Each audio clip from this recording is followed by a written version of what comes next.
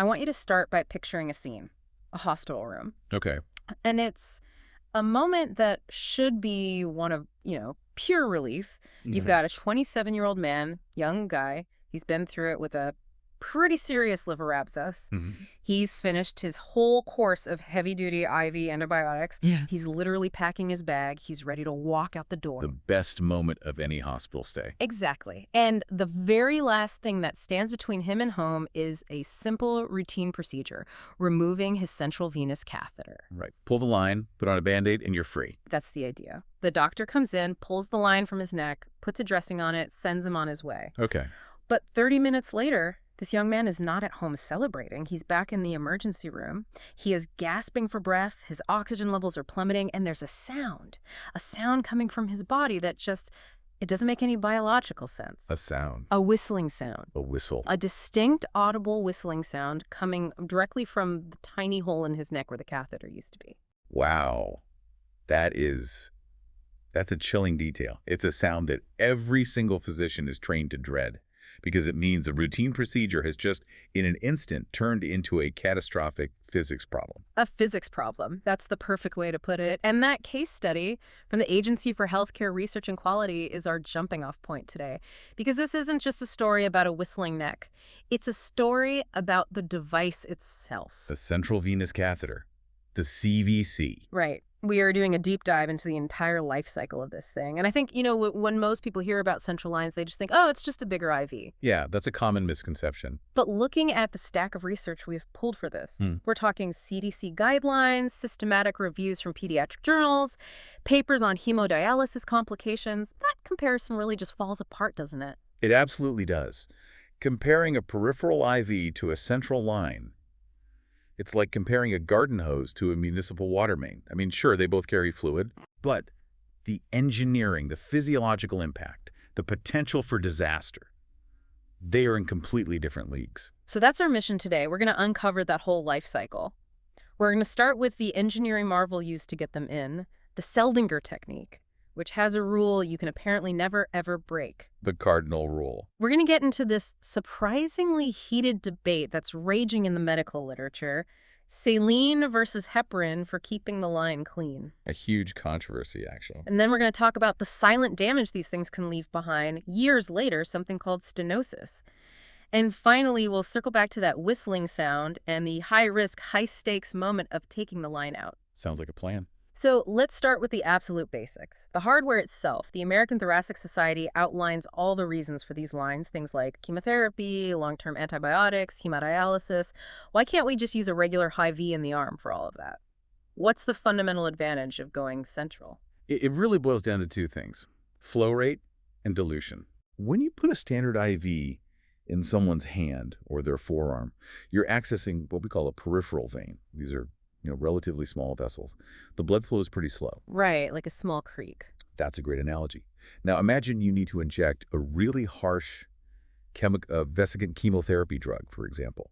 If you put that into the small creek, it doesn't get diluted very quickly. It just sits there against the wall of the vein. And it burns. It burns. It causes a chemical phlebitis. The vein just shuts down. It collapses. It's essentially a chemical burn from the inside out. Wow. Now, contrast that with the target of a central line. The tip of that catheter is sitting in the superior vena cava. The superhighway. It is the superhighway. Yeah. This is the massive vein in your chest that drains all the blood from your head, your neck, your arms, and dumps it directly into the right atrium of the heart. The blood flow there is immense. It's powerful, and it's turbulent. So you get instant dilution. Instant. You can drop the harshest drug imaginable into the superior vena cava, and it's immediately swept away and diluted by liters and liters of blood. It never has a chance to sit against the vessel wall. Which protects the vein. It protects the vein. And for something like hemodialysis, it's the only way. Yep. You need to pull hundreds of milliliters of blood out per minute and then push it back in. A small peripheral vein would explode. You need the water main for that. So the CDC source material breaks down the different flavors of these lines, and I think it's worth distinguishing them. Because you hear all these terms thrown around: PICC lines, tunneled lines, implanted ports. Right. I was really interested in the PICC line, peripherally inserted central catheter. The name itself feels like a contradiction. How is it peripheral and central at the same time? It's a hybrid. It's all about the entry point versus the destination. A PICC line starts in the arm. So it looks like a regular IV. To an observer, yeah. It usually goes into the basilic or brachial vein, just above the elbow. But the catheter itself is incredibly long. It can be, 40, 50, 60 centimeters. Wow. And we thread that long, thin tube up the vein in the arm. It curves around the shoulder, dives down into the chest, and the tip of it ends up in the exact same spot as the neckline, right at the junction of the superior vena cava and the heart. So it's taking the scenic route to get to the same destination. That's the perfect description. It's often less invasive to put in, less risk of a lung puncture, but you still get all the benefits of that central tip location. Okay, so that's a PICC. Then you have tunneled catheters. The sources say these are often for dialysis or long-term nutrition, and the tunnel part is a really clever bit of bioengineering. It's fantastic design. It's all about infection prevention. Right, because you're not just poking the vein and leaving a tube hanging out. You're actually burying part of the catheter under the skin of the chest for a few inches before it even enters the vein. Exactly. Think of it like a biological firewall.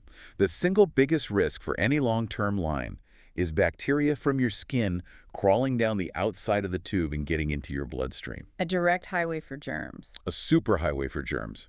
So by tunneling it, you create distance. But more importantly, there's usually a small, fuzzy cuff on the catheter made of a material called dacron that sits inside that skin tunnel. And the body's tissue actually grows into it. It does. Over a couple of weeks, the tissue granulates into that cuff, creating a solid physical seal. It anchors the line in place and creates a barrier that bacteria just can't easily cross. It's like building a moat around the entrance to the castle. That's brilliant. And then the third type, the implanted port, seems like the one that's most focused on quality of life, the portacath. Absolutely. This one is completely under the skin. A surgeon creates a small pocket in the chest wall and places this little drum, usually made of titanium or plastic, with a self-sealing silicone top. And the catheter is attached to that drum, and it runs from there into the vein. So when you're not getting treatment, there is nothing sticking out of your body. You have completely intact skin. So you can swim, you can shower, you can live a normal life without this thing hanging out. You can wrestle with your kids. There's no daily care. There's nothing to get pulled out or infected. To use it, a nurse accesses it with a special needle through the skin right into that silicone top. It really just highlights that this isn't a one-size-fits-all thing. You're choosing a specific piece of hardware based on the patient's therapy, their lifestyle, the whole picture. Precisely. Okay, but let's talk about the insertion, because this is where it gets really intense. I was reading the Oxford Medical Education Guide on the Seldinger technique, and it felt less like a medical procedure and more like a bomb disposal protocol. That's not a bad comparison. There is a very specific sequence, and if you deviate from it, the consequences can be immediate and severe. And this technique is the bedrock of so much of modern medicine. Right. It is the absolute foundation of interventional medicine. Before Sven Ivar Seldinger came up with this in the 1950s, if you wanted to put a big tube into a big blood vessel, you had to do a cut down.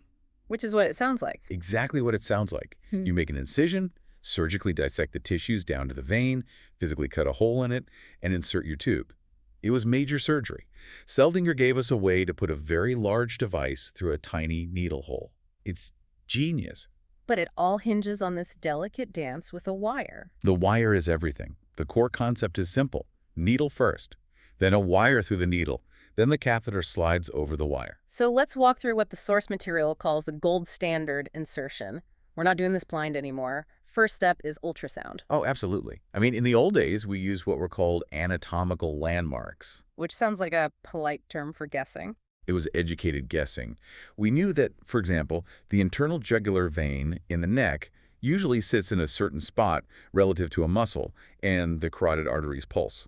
So we would feel for the pulse, move over about a centimeter, and poke. That word usually is doing a lot of work in that sentence. A tremendous amount of work, because anatomy varies. And if you miss and go a little too medial, you hit the carotid artery. A high-pressure arterial puncture is a very bad thing. Right. If you go too deep, you can puncture the top of the lung and cause a pneumothorax, a collapsed lung. Ultrasound changed everything. It's like having X-ray vision. You put the probe on the neck, and boom, right there on the screen, you see the vein. You can see the artery next to it. You can see the difference. Yeah, the vein is thin-walled, and you can squish it flat by pressing with the probe. The artery is thick-walled and pulsatile, so you know exactly where you are. You can literally watch your needle tip enter the center of the vein in real time. Okay, so the ultrasound guides the needle in. You get a flash of dark venous blood. Now comes the critical part. You thread the guide wire through the needle. Right. And this guide wire is a beautiful piece of engineering. It's a very thin, flexible metal wire. The tip of it is usually curved into a J shape. Why a J shape? It's a safety feature. If the wire had a sharp, straight tip, as you're advancing it down towards the heart, it could easily poke through the wall of the vein. But the soft J-tip just bounces harmlessly off the vessel walls as it travels. That's clever. And this is where we get to the rule that was, it was bolded, it was capitalized, it was practically screaming off the page in the Oxford source, never let go of the Seldinger wire. It is the cardinal sin of the procedure. It's a never event. Why? I get that you don't want to lose it, but is it really that easy to lose? It is terrifyingly easy to lose. The wire's long, it's thin, it's slippery with blood, and the force of the blood flow is constantly trying to pull it inward, towards the heart. Oh. If you get distracted for even a second, if the patient coughs, if you turn to grab something and you loosen your grip on the external part of that wire, Yeah. it's gone. And once it's fully inside the vein? It becomes an embolus. It travels with the blood flow straight into the heart. It can get tangled in the tricuspid valve. It can shoot out into the pulmonary artery. Now you can't just reach in and grab it. So you've just turned a simple bedside procedure into a major surgical emergency. Precisely. You are now making an emergency call to the interventional radiologist or a cardiothoracic surgeon to go on a fishing expedition to try and snare that wire out of the patient's heart under live X-ray. It's a disaster. So the rule is physical. One hand is always, always on that wire. At every single moment of the exchange, one hand must be gripping the part of that wire that is outside the patient's body. No exceptions. Great. So assuming we've held on to the wire, the needle comes out. Now we have this thin wire sticking out of the neck. The next step described was the dilator, and this part felt kind of aggressive. It is the most tactilely forceful part of the procedure. You've made a tiny hole with a needle, but now you need to fit a catheter that might be the size of a pen refill. Right, the hole's too small. The skin and the tissue underneath are tough. You can't just shove the catheter through. So you take this stiff, tapered plastic rod, the dilator, and you slide it over the wire. And you use a firm, twisting motion to push it through the skin and into the vein. You're literally stretching and tearing the tissue to make a bigger tunnel. You are forging the path. It takes a surprising amount of force. And then, once that tract is dilated, you pull the dilator out, still holding the wire. And now you can slide the actual softer catheter over the wire like feeding a curtain onto a rod. And once the catheter is in place, you pull the wire out from the back of the catheter. And you breathe a sigh of relief. It's an incredible feat of dexterity. But as the source material makes crystal clear, getting the line in is only the first battle. Once that line is sitting in the bloodstream, you have now entered a long-term maintenance war against the body's own biology. That is the perfect way to frame it. The body is designed to do one thing above all else: heal breaches. It sees this foreign plastic tube as a hole, a wound, and it immediately tries to plug it. With a blood clot. With a blood clot. The clotting cascade goes into overdrive.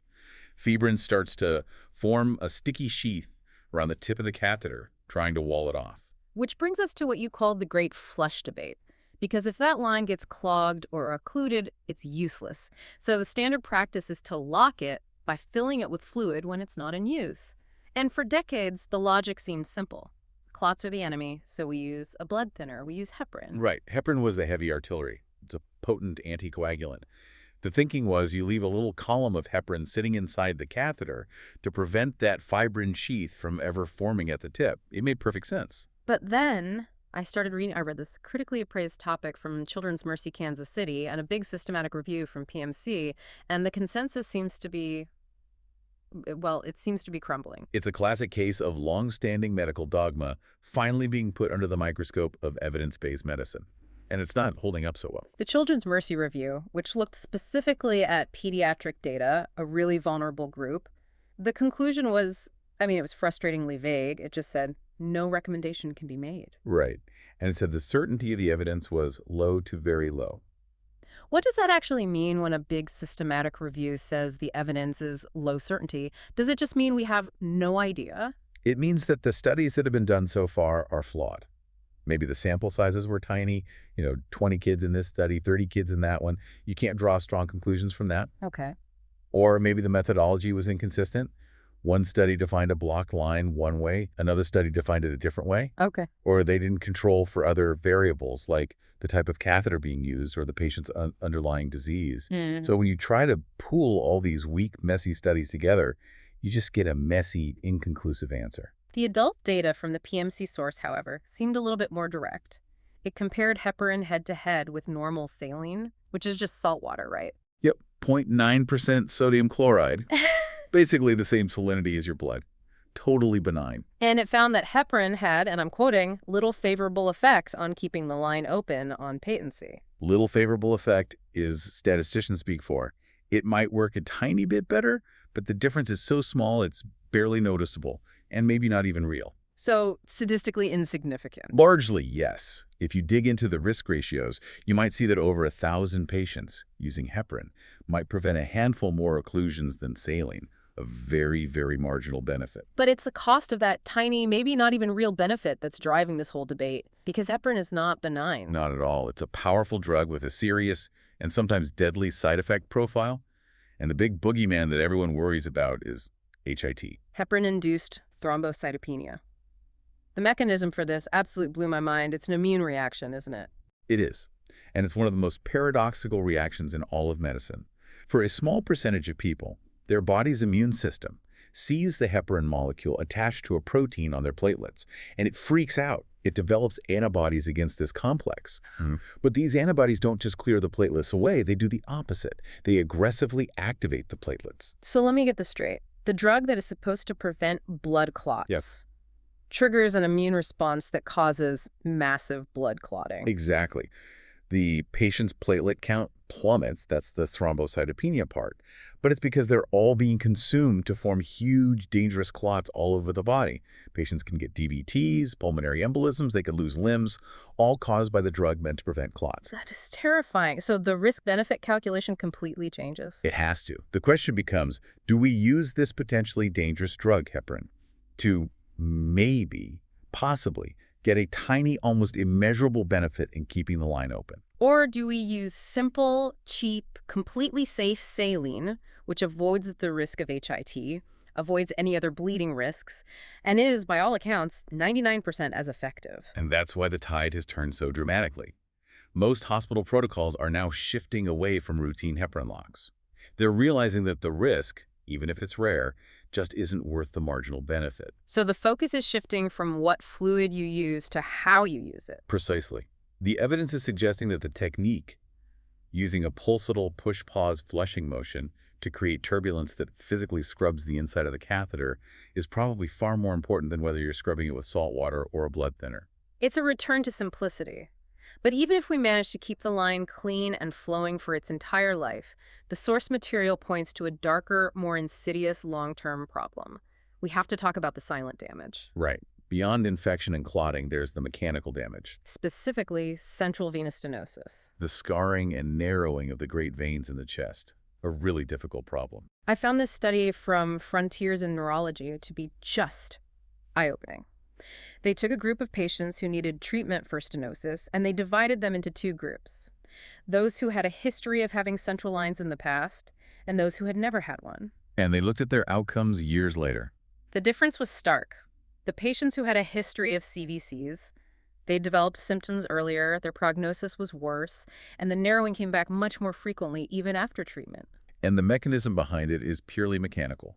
You have this relatively stiff plastic tube sitting inside a soft, delicate, dynamic blood vessel. It's just rubbing. It's rubbing with every heartbeat, with every breath you take. Every time you turn your head, that catheter is constantly causing microtrauma to the delicate inner lining of the vein, the endothelium. Like a shoe that doesn't fit right, constantly rubbing a blister on your heel. That's a perfect analogy. But it's happening on the inside of your main venous highway. And the body's response to chronic injury is to form scar tissue. We call it neointimal hyperplasia. Over months and years, that scar tissue builds up, layer by layer, and it slowly chokes the vein from the inside out. It narrows the pipe. It narrows the pipe until, in some cases, it blocks it completely. And for most people, maybe that's not a complete catastrophe. If my jugular vein narrows a bit, I've got other veins, my body can find a way around it. Usually, yes. But the sources really emphasize that for one group of patients, this is, and I'm quoting again, a knotty complication that can absolutely ruin their lives. And that's kidney patients. For dialysis patients, this is the beginning of the end of the line. Why is it so critical for them? Okay, so to understand this, you have to think about the end-stage kidney disease life plan. A patient on dialysis needs a reliable, high-flow access point to get their blood filtered 3 times a week. The gold standard, the best possible way to do that, is an AV fistula. Which is when a surgeon connects an artery directly to a vein in the arm. Right. It creates a supercharged, durable vein that can handle the big needles and high flow rates of dialysis. Yeah. But here's the plumbing problem. For that fistula in the arm to work, all that high-pressure blood has to have somewhere to go. It has to be able to drain up the arm and back to the heart through those central veins in the chest. And if those central veins are scarred shut from a catheter you had 10 years ago for some unrelated problem, The system fails completely. It's like a clogged drain. The blood can't get out of the arm swells up to twice its normal size with painful edema. The fistula clots off and becomes useless. and suddenly you have a patient who needs dialysis to live, but you've burned their best anatomical bridges to get it. You are literally running out of real estate. We call it exhausted access, and it's a desperate situation. You start having to put lines in more and more dangerous places. That paints a terrifying picture, and it's why these articles talk about the fistula first, catheter last initiative. It's a fundamental shift in thinking. It's about preserving the patient's vascular future. We have to stop thinking of veins as infinite disposable resources. They are a finite infrastructure that you will need for your entire life. So placing a central line in the subclavian vein of a 30-year-old with diabetes might solve a problem today. But it might be sentencing them to a nightmare scenario when they're 50 and their kidneys fail and they need dialysis. It's about avoiding what they call evitable catheter placement. Don't put one in unless you absolutely have to. It's about thinking fourth dimensionally. You're not just treating the patient in the bed today, you're treating the patient they're going to be in 10 or 20 years. You have to. You absolutely have to. Okay. So we've covered the complexity of insertion, the debate over maintenance, and this long-term silent damage. We have to get the line out. And this brings us right back to where we started, to the 27-year-old man and the whistling sound. The air embolism. The most dangerous phase of the catheter's life. And it's the one that nobody respects. The PSNet article on this case called this out so clearly. It said, doctors get hours and hours of training on insertion. Insertion is sexy. It's a technical skill. It's a procedure you can bill for. It's seen as important. But removal is viewed as janitorial work. It's often delegated to the most junior person on the team. Hey, can you go pull that line in room 4? And because it seems so mechanically simple, you're just pulling a tube out, the underlying physics are completely ignored. And the physics don't care if you ignore them. The physics will win every time. So let's break down exactly why that patient whistled. You said it was a physics problem. It's all about pressure gradients. It is. So right now, Yeah. we're both sitting here at atmospheric pressure. Yeah.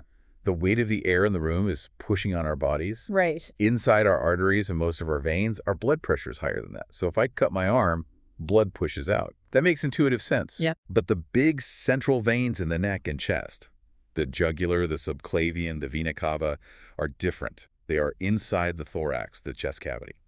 And every time we take a breath in, our diaphragm contracts, our chest expands, and it creates negative pressure. To suck air into the lungs. Exactly. Huh? But that negative pressure also affects the big veins running through the chest. It can cause the pressure inside those veins to drop below the pressure of the room. So it becomes a vacuum. It becomes a slight vacuum. And if you suddenly open that vacuum system to the atmosphere, by pulling a catheter out and leaving a little open tunnel, air doesn't get pushed out. Air gets sucked in. Instantly. Instantly.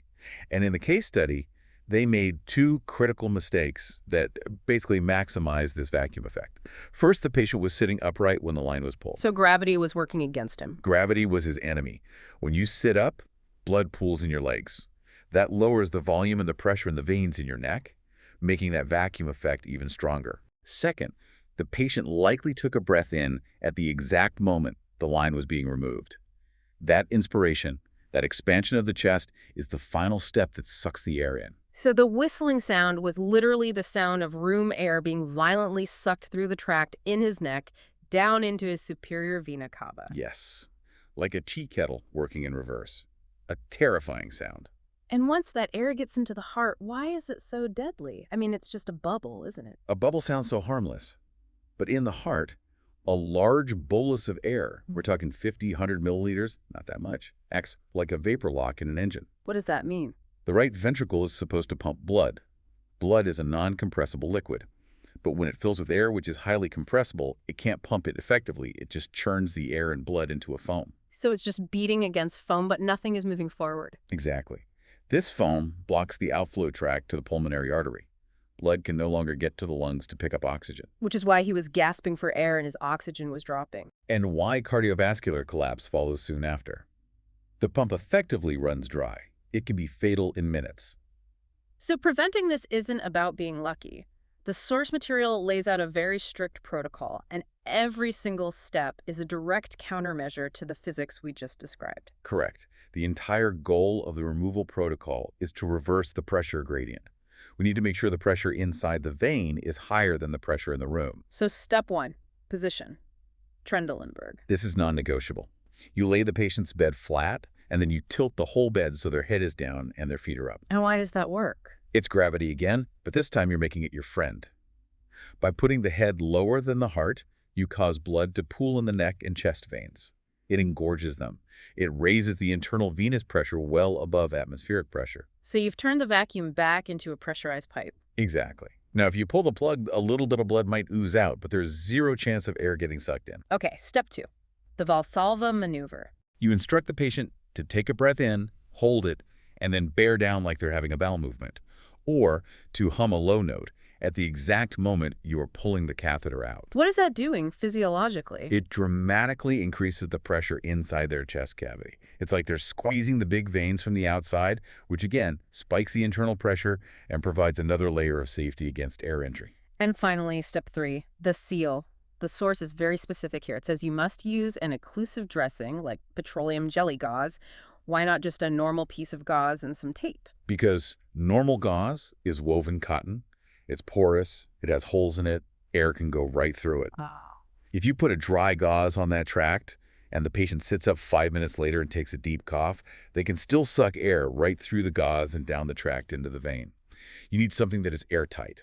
Vaseline gauze or a special transparent film dressing creates a physical, impermeable seal. And the final step is keeping them flat for a while afterwards. At least 30 minutes. That tissue tract, the tunnel that the catheter created through the muscle and fat, needs time to collapse on itself and seal off with a small clot. Yeah. If you let them sit up immediately like they did in the case study, you're just reopening that potential danger zone. It is absolutely terrifying to think that the only thing separating a safe discharge from a life-threatening emergency is the angle of the bed and a dollop of Vaseline. It is. The patient in that story survived, but it was only because he was lucky enough to collapse in the hospital lobby and get immediate expert ICU care. It was a completely preventable complication. And those are the hardest ones for everyone to accept. This whole deep dive really forces you to reevaluate these devices. We started with the idea of them being just a fancy 4V, but now I see them as these incredibly invasive, high-stakes portals that interact with the fundamental physics and biology of the body at every stage. That's it, exactly. The central line is a true double-edged sword. It is indispensable for modern medicine. We absolutely could not treat cancer or sepsis or kidney failure effectively without it. Right. But it demands respect. It demands meticulous respect during insertion with a wire. It demands respect during maintenance with the flushing protocol. And it absolutely demands respect during removal with the physics of pressure and positioning. So let's try to synthesize all this. For anyone listening, whether they're a clinician or a patient or a family member, what are the big takeaways from this deep dive? I think the first one has to be that concept of access planning or vessel preservation. We are far too casual about using veins. If you or a loved one are ever told you need a central line, especially a PICC line, it is a very reasonable question to ask. What's the long-term plan here? Is this the only option? How are we protecting my veins for the future? That life plan approach we talked about. Right. Second, I think, is the power of the protocol and questioning dogma. The saline versus heparin debate is a perfect example. Mhm. It shows us that we need to constantly be asking, why do we do what we do? Is it based on strong evidence, or is it just inertia? Medicine should be a constantly updating operating system. And the third takeaway for me has to be that patient advocacy piece around removal, the whistling sound. Absolutely. If you are ever in a hospital bed and someone is coming to take out a central line from your neck or chest, and they ask you to just sit up in a chair for it, you can be the annoying patient. It's okay. You can say, actually, can I lie flat for this? Can we tilt the bed down a little bit? You might get an eye roll from a busy intern, but you also might save yourself from a catastrophic air embolism. Knowledge really is your best safety net. It's just fascinating, isn't it? We invent these incredible technologies, these advanced polymers and ultrasound machines and guide wires.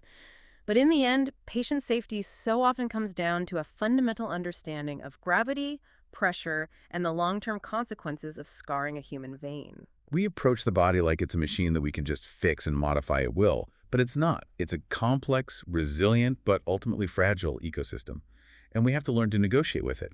Sometimes the best intervention is the one that is least invasive. Which leads to the final question, the one I've been thinking about this whole time.